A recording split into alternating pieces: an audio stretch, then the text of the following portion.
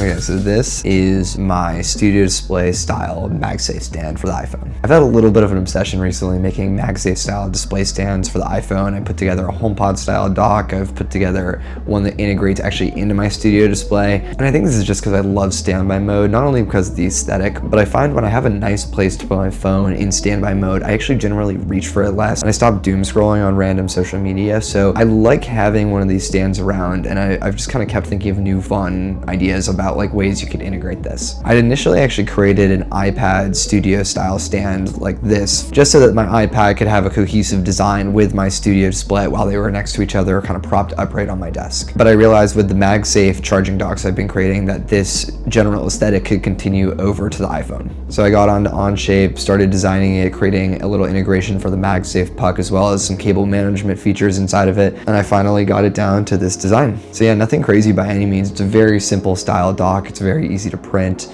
and it looks great when the iPhone's on it on your desk, especially when it's right next to a studio display. I'm gonna post the design for free on MakerWorld. If you have a 3D printer, definitely feel free to print it. Give me some design feedback on things you might want me to change or work on over time. Also, if you don't have a 3D printer, I think I'm actually gonna start selling these on Etsy. So it's not up yet, but when it is up, I'll link down in the description below a link to my Etsy store where I'll actually start selling these. So if you wanna pick these up, let me know, give me some feedback, and maybe if the Etsy link isn't up there, drop me a comment to get me off my ass to actually go do that, because I think it would be really fun if you guys do actually want something like this. Like I said, I'd love to hear your feedback on it, but otherwise I appreciate y'all. Have a nice one.